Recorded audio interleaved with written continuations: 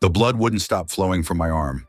My clothes were soaked, and the metallic smell filled the car as I sped down Route 33, constantly checking my rearview mirror. Those yellow eyes couldn't be far behind. I pressed harder on the gas pedal, my hands shaking so violently I could barely grip the steering wheel. The dense woods on either side of the highway seemed to close in on me, and every shadow between the trees looked like it was moving, hunting, following. This nightmare started just 4 hours ago, but it feels like I've been running for days. I never believed in monsters. At 45 years old, I thought I understood the world and its boundaries. My name is Noah Mitchell, and until tonight, I was just a wildlife photographer who moved to rural Ohio 6 months ago for peace and quiet after my divorce. Now I'm fighting to stay alive and questioning everything I thought I knew about reality. It began when I decided to capture some night shots of the lunar eclipse in the dense forest surrounding Hocking Hills. The forecast promised clear skies, perfect for astrophotography. I parked my Jeep at a small clearing about 2 miles from the main road and hiked deeper into the woods with my camera equipment. The silence was profound. No crickets, no rustling leaves, nothing but the crunch of my boots on the forest floor and my own breathing. I found a perfect spot overlooking a valley and set up my tripod. The moon was already beginning to darken as the eclipse started. I took several exposures, adjusting my settings between shots. That's when I first heard it, a low, rumbling growl that seemed to come from everywhere and nowhere at once. I froze, my finger hovering over the shutter button. Years of wildlife photography had taught me to recognize animal sounds, but this was different. Deeper than a wolf, more guttural than a bear. A shiver ran down my spine as I slowly reached for my flashlight. "Hello?" I called out, immediately regretting breaking the silence. "Anyone there?" The growl came again, closer this time. I swung my flashlight in a wide arc, the beam cutting through the darkness, but revealing nothing but trees and underbrush. Then I saw them, 2 yellow orbs reflecting my light about 50 yards away, at least 7 feet off the ground, too high for any normal wolf or coyote. My mouth went dry. Those eyes blinked once, then disappeared. I should have run then. I should have abandoned my equipment and sprinted back to my Jeep. Instead, I did what had always served me well as a photographer. I raised my camera and took several rapid shots in the direction of those eyes, the flash illuminating the forest in strobe-like bursts. When I checked the display, my blood turned to ice. There, caught in one frame, was a massive silhouette, standing upright on what appeared to be hind legs. The proportions were all wrong. Too tall, shoulders too broad, arms too long. The head was elongated, and those eyes, those terrible yellow eyes, burned through the digital image like twin flames. I heard branches breaking. Something big was moving through the forest toward me. Fast. That's when survival instinct finally kicked in. I grabbed my camera, leaving the tripod behind, and ran. The forest floor was treacherous in the dark, roots and rocks threatening to trip me with every desperate step. The sounds of pursuit were terrifying. Heavy breathing, the crack of breaking branches, and that ungodly growl growing louder. I didn't dare look back. My lungs burned as I pushed my body harder than I had in years, fueled by pure terror. I burst through the tree line into the clearing where I'd parked, fumbling with my keys as I approached the Jeep. The growling stopped suddenly, and the silence was somehow worse. My hands shook as I tried to fit the key into the door lock. That's when I heard it. A low, rumbling voice that was almost human but distorted, as if something with the wrong mouth structure was trying to form words. "No!" My name. It had said my name. I spun around, dropping my keys in shock. At the edge of the clearing stood a nightmare-made flesh. In the moonlight, I could see it clearly now. At least 8 feet tall, with a wolf-like head atop a muscular, hair-covered humanoid body. Its arms hung too long at its sides, ending in hands that were neither human nor paw, but something horrifically in between, with elongated fingers tipped with curved black claws. But it was the face that will haunt me until I die. The snout was pulled back in what could only be described as a grin, revealing rows of yellowed fangs. And those eyes, intelligent, hateful, hungry. It knew me. Somehow it knew my name. I scrambled for my keys, found them, and practically threw myself into the Jeep. The engine roared to life, and I slammed it into reverse, tires spinning against the dirt. In my headlights, I saw the creature drop to all fours and charge. It moved with impossible speed, crossing the clearing in seconds. I shifted to drive and floored the accelerator just as it reached the vehicle. Claws raked across the driver's side door with a sound like nails on a chalkboard, leaving deep gouges in the metal. I sped down the dirt access road, branches whipping against the windshield. In my rearview mirror, I could see it loping after me, running with an unnatural gait that was somehow more terrifying than if it had been on 2 legs or 4. The Jeep fishtailed as I hit the paved road, turning sharply toward town. For several minutes, I drove recklessly fast, constantly checking my mirrors. Had I lost it? I began to slow slightly, my heart still pounding in my chest. That's when something massive landed on the roof of my Jeep with such force that the metal buckled inward. Claws punctured through the roof like it was tinfoil, narrowly missing my head. I swerved wildly, trying to shake it off, but it held firm. One massive clawed hand smashed through my driver's side window, grabbing my arm. The pain was immediate and excruciating as claws sank into my flesh. I screamed, nearly losing control of the vehicle as I was partially pulled toward the shattered window. In desperation, I grabbed my hunting knife from the center console with my free hand and stabbed blindly at the arm, connecting with something solid. A howl of rage shook the night, and the grip on my arm loosened enough for me to pull free. Blood poured from deep lacerations, but adrenaline kept the worst of the pain at bay. I accelerated to over 90 miles per hour, taking curves recklessly, until finally I heard a heavy thud as the creature was thrown from the roof. And that brings me to now, speeding down Route 33 with blood soaking my seat, watching my rearview mirror and wondering how long I have before it finds me again. I need to get somewhere safe, but where? Home isn't an option. If it knew my name, it might know where I live. The hospital is 15 miles away in Athens. But how do I explain these wounds? Who would believe me? As I approach a crossroads, I make a split-second decision and turn toward Old Man Keller's place. Keller is something of a local legend, a reclusive hunter who's lived in these hills for over 70 years. The locals talk about him in hushed tones, how he knows the old ways and has killed things in these woods that don't appear in any wildlife guide. His cabin is hidden deep in the forest, accessible only by a narrow dirt road that branched off about a mile back. I slow down and make the turn, wincing as pain shoots up my injured arm. The dirt road is barely visible in my headlights, overgrown and rarely used. After several minutes of careful driving, I spot the dim glow of lights through the trees. Keller's cabin comes into view, a sturdy log structure surrounded by what can only be described as fortifications. A high fence rings the property, topped with what looks like barbed wire, but different somehow. There are strange symbols carved into the fence posts and what appear to be animal skulls mounted at regular intervals. I pull up to the gate and honk 3 times, then wait. My arm throbs painfully and I'm starting to feel lightheaded from blood loss. Just as I'm about to honk again, the front door of the cabin swings open and a silhouette appears, holding what is unmistakably a shotgun. "Who's there?" a gravelly voice calls out. "My name is Noah Mitchell," I shout through my broken window. "I'm hurt. Something attacked me in the woods. Please, I need help." There's a long pause and then the figure lowers the shotgun slightly. "What attacked you, boy?" I hesitate, knowing how insane the truth will sound. I think it was a wolf, but bigger. It walked like a man." Even from this distance, I can see Keller stiffen. He quickly moves to the gate, unlocking it with a key from around his neck. As he swings it open, I get my first good look at him. A wiry man in his 70s with a shock of white hair and a face weathered like old leather.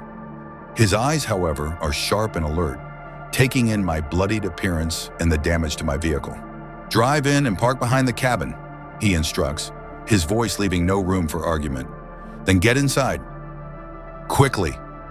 I do as he says, maneuvering the Jeep around to the back of the structure. As I step out, my legs nearly buckle beneath me. Keller is there instantly, supporting me with surprising strength for a man his age. "It spoke," I mumble as he helps me toward the cabin. "It knew my name." Keller's grip on my arm tightens. "Inside." Now! The interior of the cabin is warm, lit by oil lamps and a roaring fire in a stone hearth. The walls are covered with hunting trophies, but unlike any I've ever seen. Among the expected deer and bear heads are specimens I can't identify. Things with proportions that seem wrong, features that belong to no animal I recognize. Keller sits me in a wooden chair and examines my wounded arm. Without speaking, he retrieves a battered first aid kit and begins cleaning the lacerations with a clear liquid that burns worse than the wounds themselves. Alcohol? I ask through gritted teeth. Silver nitrate, he replies matter-of-factly. If its claws broke your skin, we need to clean it proper. Silver? Like for werewolves? I laugh weakly, the sound hollow even to my own ears. That's just in movies. Keller doesn't laugh. He continues methodically cleaning and then bandaging my arm. The Shawnee called it Shema Manitou, the hungry spirit. European settlers brought their own name for it. He glances up at me, his eyes deadly serious. You're lucky to be alive, Mr. Mitchell. Not many escape a rougarou once it has their scent. A what? Rougarou, loup-garou, werewolf. Different names for the same horror. He finishes bandaging my arm and moves to the fireplace, where an iron kettle hangs. Been hunting these hills since before you were born. Shot my first one in '73, though it took another decade before I managed to kill one. I stare at him, trying to process his words. You can't be serious. Instead of answering, Keller goes to a trunk in the corner and returns with a large leather-bound book.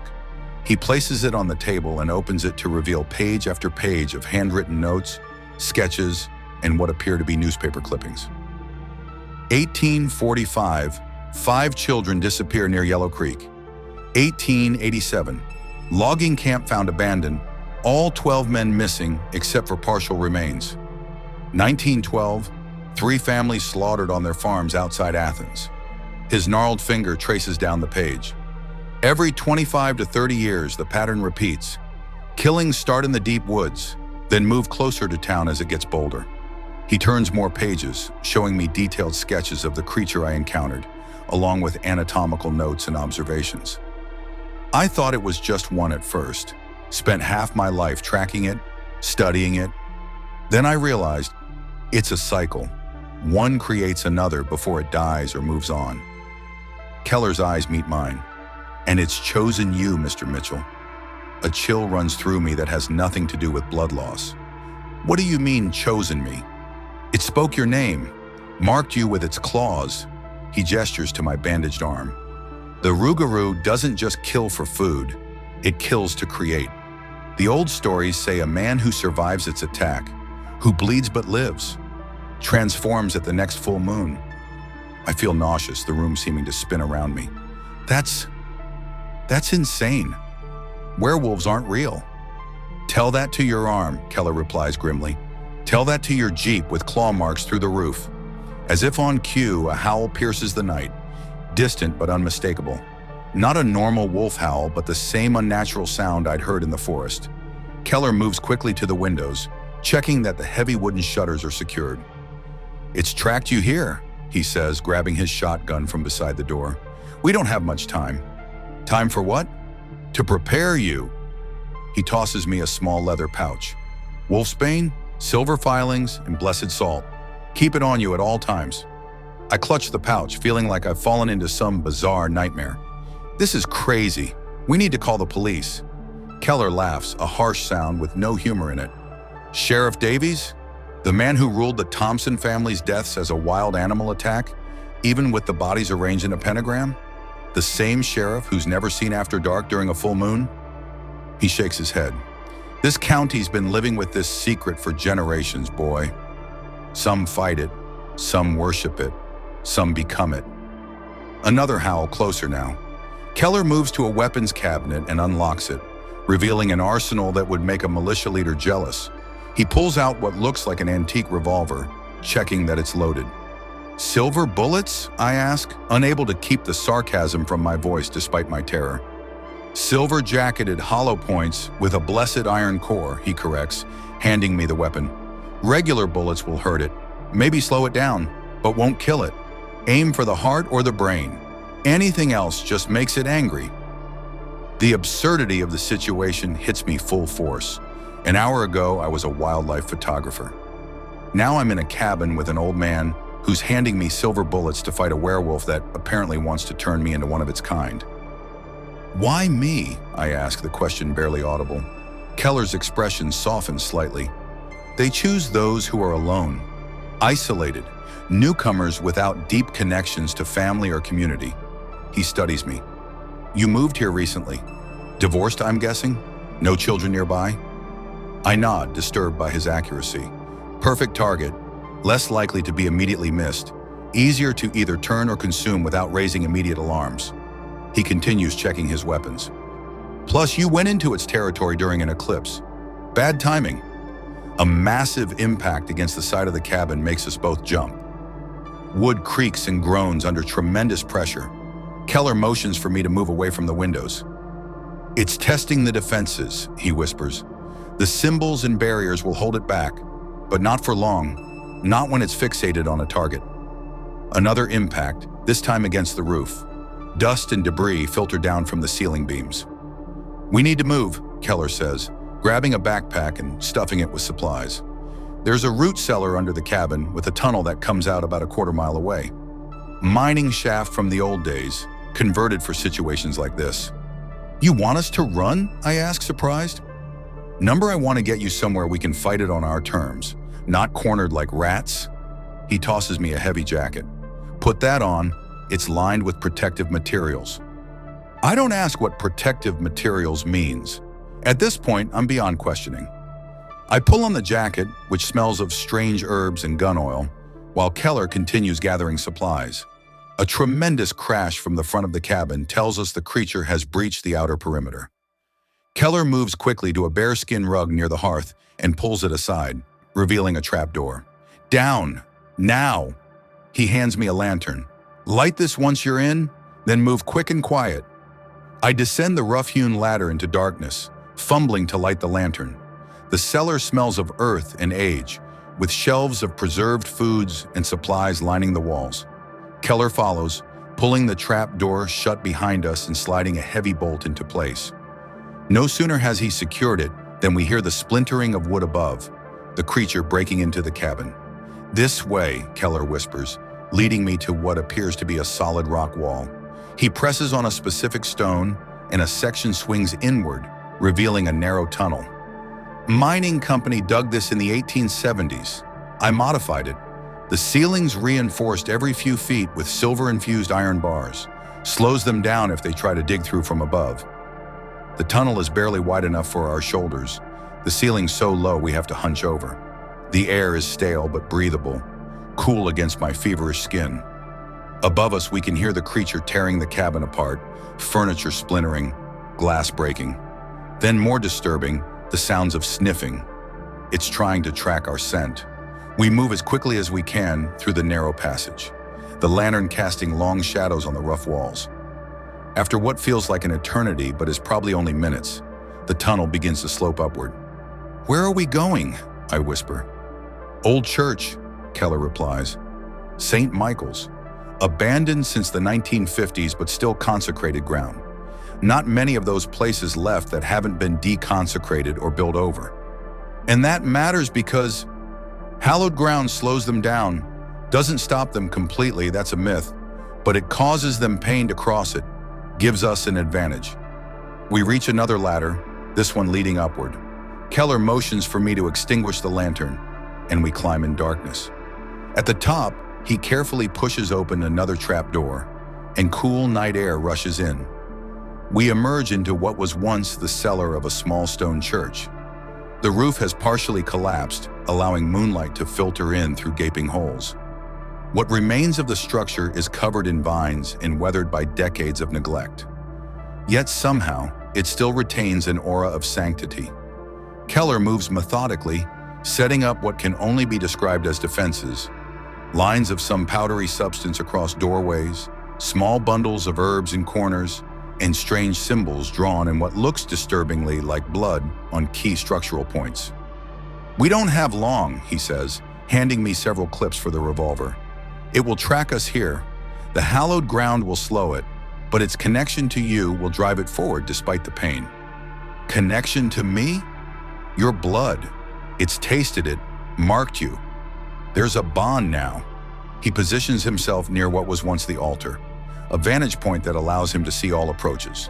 When it comes, and it will come, aim for center mass.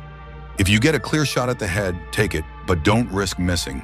These bullets are too precious to waste.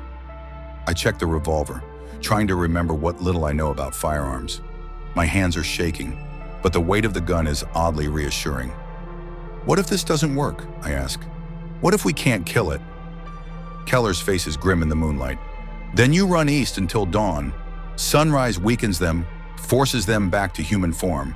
He pauses. And if you survive until tomorrow night, you find someone you trust to chain you up somewhere secure before the moon rises. The implication hits me like a physical blow. You really believe I'm changing? Hope I'm wrong, he says simply. But the mark is on you now. Better to be prepared. A howl cuts through the night, much closer than before. Keller tenses, raising his own weapon. A shotgun that looks custom modified with strange engravings on the barrel. It's coming, he whispers. Remember, heart or head, and if I fall, you run. Don't look back, don't hesitate. Just run toward the rising sun. The night falls silent, unnaturally so. No insects, no wind in the trees, just our breathing and the pounding of my heart. I strain to see through the broken windows and doorways of the ruined church, but the darkness beyond seems impenetrable. Then I hear it, a low rhythmic breathing, not from outside but from above us. I slowly look up to the collapsed roof, and there it is, perched on a remaining beam, yellow eyes gleaming in the moonlight. It's watching us, calculating. The intelligence in those eyes is the most terrifying thing of all. Keller, I whisper, not taking my eyes off the creature. I see it, he responds, equally quiet. Don't move, not until I say. The creature's muzzle pulls back in that horrible parody of a smile, saliva dripping from yellowed fangs. It studies us, head tilting as if puzzled by our preparations. Then it speaks again, its voice a guttural approximation of human speech. No, come with me. Don't listen, Keller hisses. It's trying to mesmerize you. Focus on my voice. But there's something compelling about the way it says my name, something that tugs at the edge of my consciousness. I feel a strange pull, an urge to step forward, to go to it. The throbbing in my wounded arm intensifies. The old man will die, it continues, each word seemingly difficult to form with its inhuman mouth. You will change, whether he lives or dies. Now, Keller shouts, raising his shotgun and firing in one fluid motion. The blast is deafening in the confined space. The creature howls in pain as silver buckshot tears into its chest. But instead of falling, it launches itself directly at Keller. I raise the revolver and fire, my shot going wide in panic. Keller gets off one more shot before the beast is on him. They go down in a tangle of limbs, the creature's massive form dwarfing the old hunter. I hear the sickening sounds of claws rending flesh and Keller's scream of agony. I fire again, this time hitting the creature in what would be a shoulder on a human. It roars, momentarily distracted from Keller, who lies bloody but still moving on the stone floor. Those yellow eyes lock onto mine, and it rises to its full height, towering in the moonlight that streams through the broken roof. Run, boy! Keller gasps from the floor, blood bubbling from his lips. Run now! But I can't move. Fear has rooted me to the spot as the creature takes a step toward me, then another. It's testing the boundaries of the hallowed ground, clearly in pain but pushing through it, driven by hunger or rage or whatever twisted purpose guides it. I raise the revolver again with both hands to steady my aim and fire directly at its chest. The impact staggers it back a step, black blood oozing from the wound, but it doesn't fall. Another step toward me, heavy clawed feet scraping on ancient stone. Keller, somehow still conscious, drags himself toward his fallen shotgun. The creature notices and kicks the weapon away with contemptuous ease before returning its attention to me. 3 shots left, my last chance. I wait until it's just feet away, its hot, fetid breath washing over me, then fire directly upward into its jaw. The creature's head snaps back, a howl of rage and pain tearing from its throat. I fire again as it stumbles, this shot catching it in the chest where I hope its heart might be. The creature falls to one knee, black blood pouring from its wounds, but still it reaches for me with those terrible clawed hands. I step back, keeping just out of its reach, and aim the final shot carefully at its forehead. "For Keller," I whisper, and pull the trigger. The bullet strikes true and the creature collapses forward, its massive body hitting the stone floor with a thud that shakes the entire structure.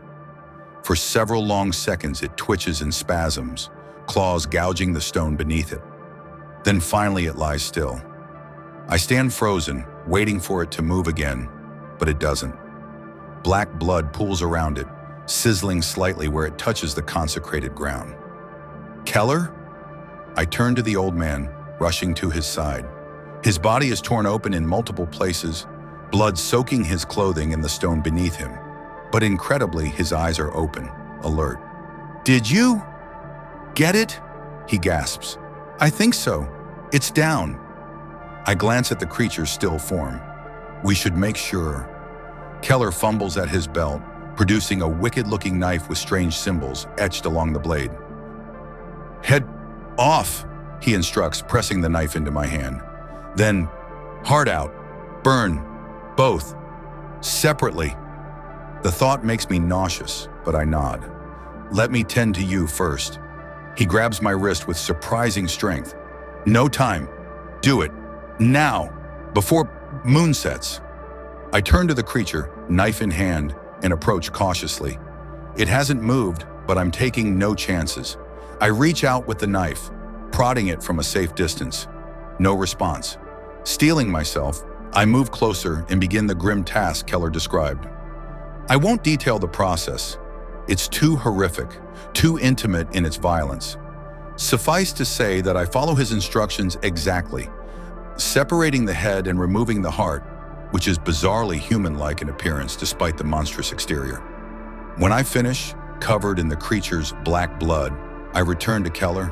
His breathing is shallow, his skin gray. "Fire," he whispers. "Outside. Away from building." I gather supplies from his backpack, accelerants, matches, salt, and drag the creature's remains outside the church ruins. Following Keller's gasped instructions, I create 2 separate fires, one for the head and one for the heart, adding specific herbs and powders from his supplies to each blaze. The flames burn an unnatural blue-green, and the stench is indescribable, like burning hair and meat, but with an underlying sulfurous quality that burns my nostrils and makes my eyes water. I watch until both fires burn down to ash, then return to Keller. He's slipping away, his eyes unfocused. I kneel beside him, taking his hand. "What do I do now?" I ask, my voice breaking. "This stranger has saved my life, possibly at the cost of his own." "My cabin," he whispers. "The book, everything I know, is there. If you start to change the ritual on page 94, might stop it. I'll get you to a hospital, I promise," but he shakes his head weakly. "Too late. For me.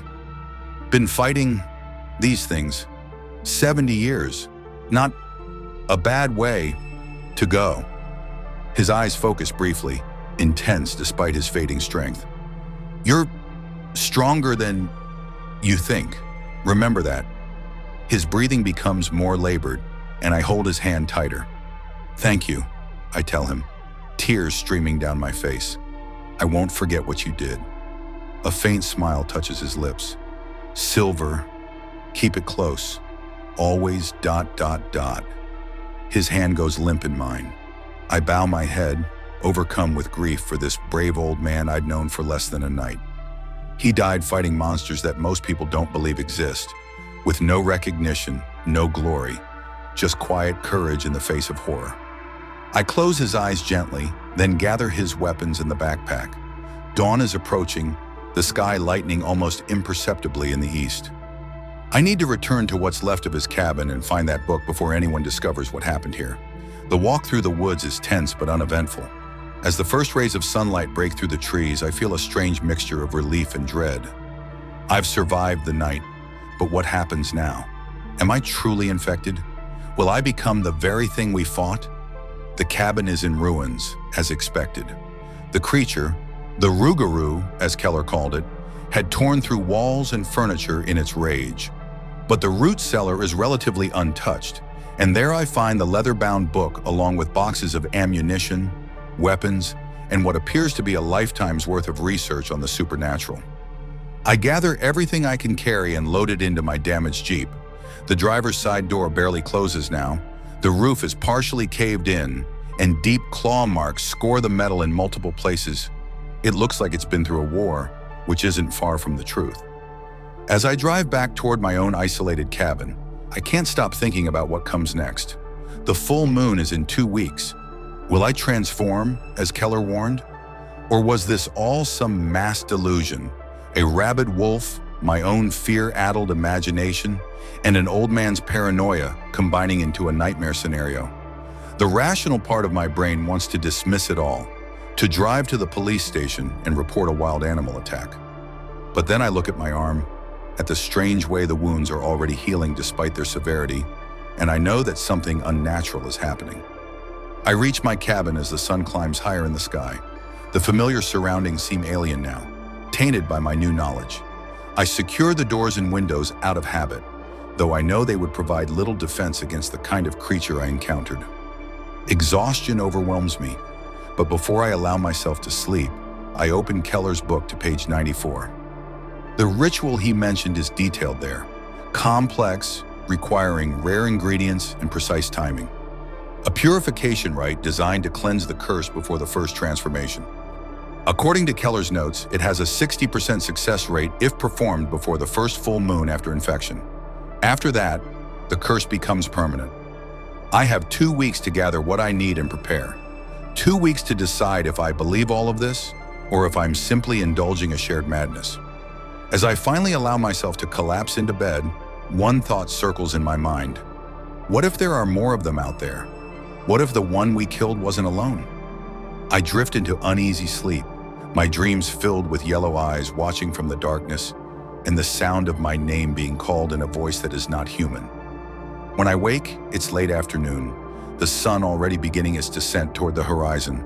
My wounded arm throbs dully, and when I unwrap Keller's bandages, I'm shocked by what I see. The deep gashes have already begun to close, pink scar tissue forming where there should be open wounds. No infection, despite the filthy claws that caused them. It's healing too fast, too cleanly. More disturbing are the changes I feel inside. Heightened senses that make the cabin seem too loud, too full of smells I've never noticed before. I can hear a squirrel moving through the trees outside, smell the remnants of my dinner from 2 nights ago in the trash, feel the vibrations of a truck passing on the main road a quarter mile away. My reflection in the bathroom mirror shows my eyes bloodshot from exhaustion, but otherwise I look the same. Yet I don't feel the same. There's something happening beneath my skin, in my blood, in my very cells. I spend the next several hours reading Keller's book, losing myself in decades of research, observations, and first-hand accounts of encounters with not just werewolves but other supernatural entities. His meticulous notes detail the patterns, the behaviors, the weaknesses of each creature. The section on werewolves, or rougarou, as he consistently calls them, is the most extensive. According to his research, they aren't simply humans who transform into wolves, but something far more complex and ancient. The true rougarou is not a curse but a possession, one entry reads, a spirit entity that binds with a human host, transforming the physical form to accommodate its needs. The transformation is painful because it is, in essence, a battle for control between 2 souls sharing one body. Another page details the various types he's encountered, some more wolf-like, others more bear-like, and some that defy easy classification. The one constant is their hunger for human flesh and their drive to propagate their kind through intentional infection of selected victims. Most disturbing is his catalog of local families he suspects have been carriers for generations. Prominent names in local government, business, and law enforcement. If he's right, the creature wasn't just a random monster, but part of a hidden society that has controlled this region from the shadows for over a century. As night falls again, I find myself growing increasingly agitated. The darkness seems to call to me in a way it never has before. I pace the cabin, unable to sit still, checking and rechecking the doors and windows. Every sound from the forest makes me jump, both in fear and something else, something like anticipation. I make a list of the items needed for the purification ritual. Some are common: salt, iron filings, particular herbs. Others are more obscure: water blessed by 7 different faiths, the blood of a black rooster killed at midnight, a silver coin minted before 1900.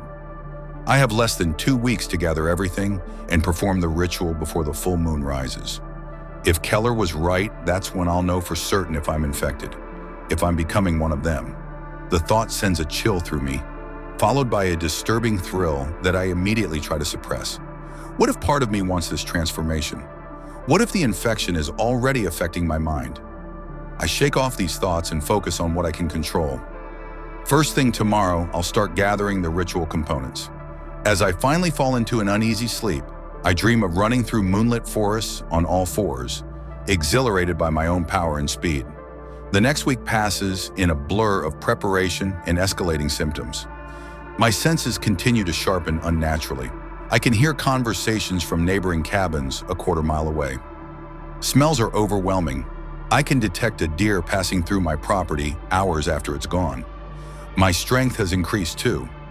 Yesterday, I accidentally ripped my car door handle off when I was distracted by a sudden noise.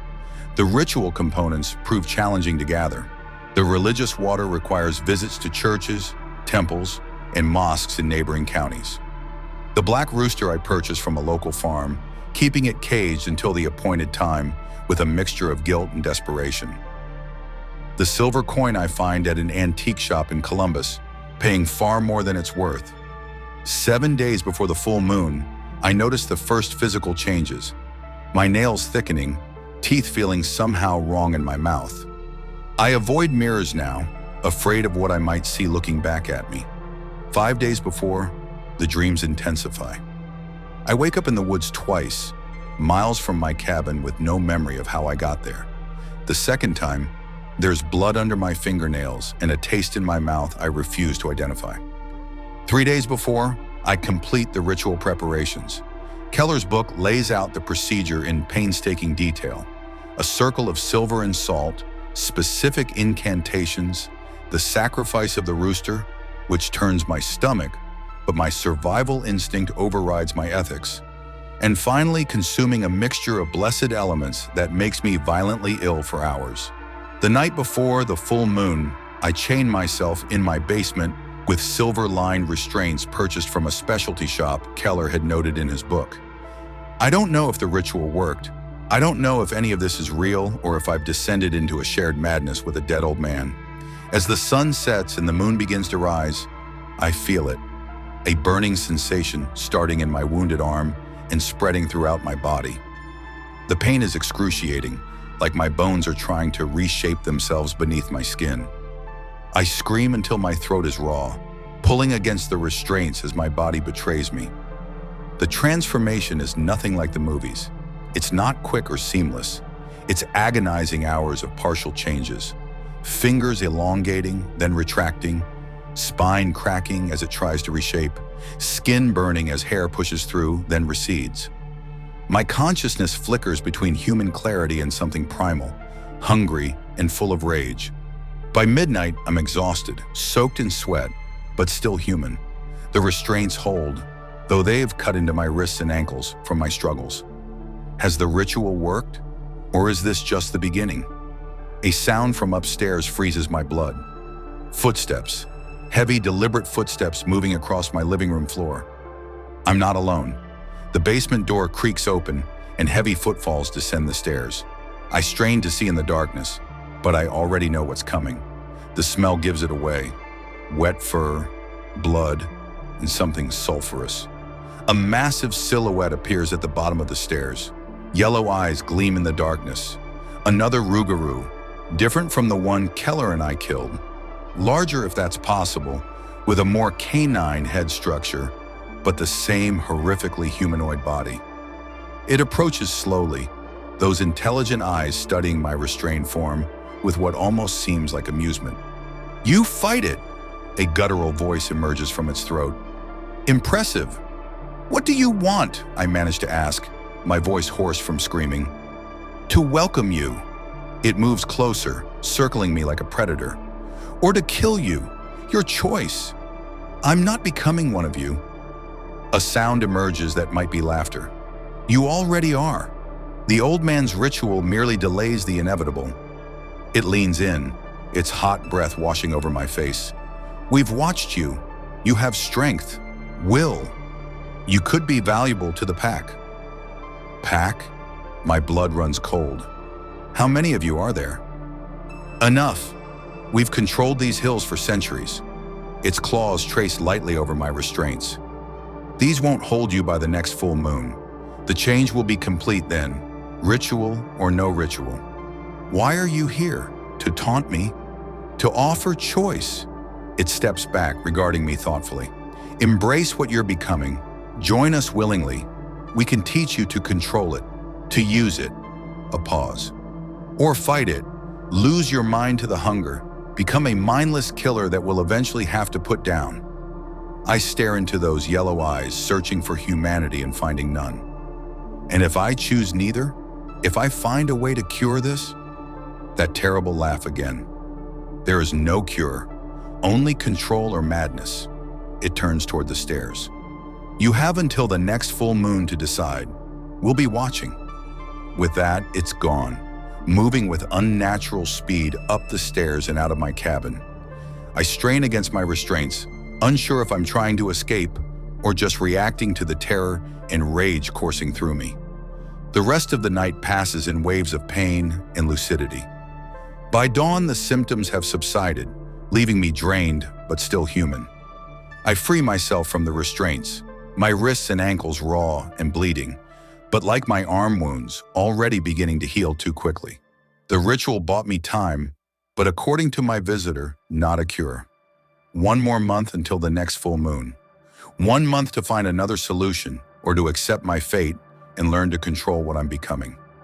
I returned to Keller's cabin that afternoon, searching through the ruins for anything we might have missed. In a hidden compartment beneath the root cellar, I find more journals, older ones, dating back to the 1940s. Accounts of his early encounters, more detailed theories about the nature of the rougarou. One passage catches my eye. The infection is spiritual as much as physical. The host body is changed to accommodate the invading entity, but the human soul remains. Those who maintain their humanity after transformation have found ways to satisfy the hunger without taking human life. Animal blood and flesh can sustain the body, while acts of protection rather than predation can satisfy the spirit. Another entry, dated 1967. Met a man today who claims to have been infected for 30 years without taking a human life.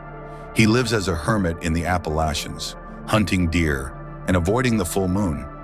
Says the transformation is still painful, but he maintains control by focusing on a personal totem, an object of emotional significance that anchors his humanity. Hope flickers. If others have found ways to live with this condition, perhaps I can too. Not a cure, but a management system, a way to retain my humanity even as my body changes. The next few weeks are spent in research and preparation. I reach out to contacts in mythology and folklore departments at universities, framing my questions as research for a novel. I dive deeper into Keller's journals, extracting every piece of practical advice. I create my own totem, a necklace containing a lock of my daughter's baby hair, my only child who lives with her mother in California. I haven't seen her in years, but the thought of her keeps me grounded when the more animal urges surface. I modify my cabin, reinforcing a room in the basement with silver-infused restraints. I begin a training regimen, learning to recognize and control the heightened senses and strength that continue to develop. I hunt deer and other game, forcing myself to consume raw meat and blood to satisfy the growing hunger. 3 days before the full moon, they return. Not just one rougarou, but 3. They watch my cabin from the tree line, yellow eyes gleaming in the darkness. Not attacking, just observing, waiting for my decision. The night of the full moon, I secure myself in the reinforced room, my totem clutched tightly in my hand. As moonlight filters through the small, barred window, the transformation begins again. More complete this time, more fluid, as if my body has learned the process. The pain is still excruciating, but I maintain consciousness throughout. I feel my bones crack and reshape, my skin stretch and sprout thick fur, my face elongate into a muzzle filled with razor-sharp teeth.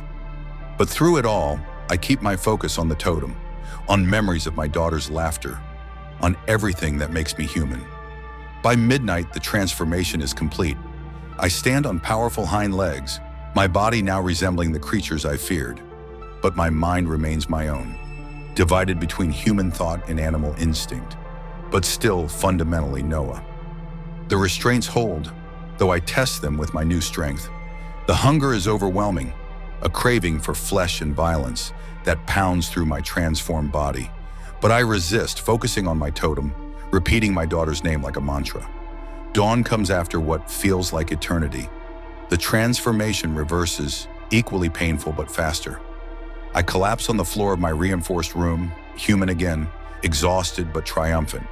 I maintain control. I remembered who I was. As weeks pass, I establish a new normal. During the full moon, I lock myself away. The rest of the month, I learn to use my enhanced senses and strength for good, tracking lost hikers, quietly protecting the community that doesn't know the predators living among them. The pack visits occasionally, trying to persuade me to join them. I learn there are dozens of them throughout the region, some fully surrendered to their animal nature, others maintaining a precarious balance like me. Some hold positions of power in the community. The sheriff Keller mentioned, a judge, wealthy landowners. 6 months after my first transformation, I make a decision. I can't cure myself, but I can continue Keller's work. I begin tracking the more dangerous members of the pack, those who hunt humans for sport or food. I document their movements, their identities, their victims. I become a hunter of my own kind. Using silver bullets I craft myself using Keller's notes. Each kill is difficult. They are in some twisted way my brethren now. But I remember Keller's courage and sacrifice, and I know this is my purpose. 1 year after my attack, I stand over the body of the pack's leader, the massive rougarou that first visited me in my basement. Our final confrontation took place deep in the Hocking Hills, near where I was first attacked. The irony isn't lost on me. As its body burns in the ritual fire, I sense a shift in the air. Other pack members watching from the darkness. Some will seek revenge. Others, tired of their alpha's cruelty, might seek a new leader. Me? I don't know what the future holds. I am neither fully human nor fully monster now. I live between worlds, guardian of a terrible secret, protector of those who don't know they need protection. Sometimes on quiet nights, when the moon is less than full, I run through the forests of Ohio on 2 legs, my enhanced senses taking in every detail of the world around me. I am still Noah Mitchell, wildlife photographer, divorced father, ordinary man. But when danger threatens or the moon grows round, I am something else too. The hunter in the darkness, the werewolf who chose humanity, the monster who fights monsters. If you're ever driving through the back roads of Ohio and see yellow eyes watching from the forest, don't be afraid. Not all werewolves are evil. Some of us are guardians, standing between humanity and the horrors they don't believe exist. Just to be safe, though, avoid the woods during the full moon. Even guardians have their limits.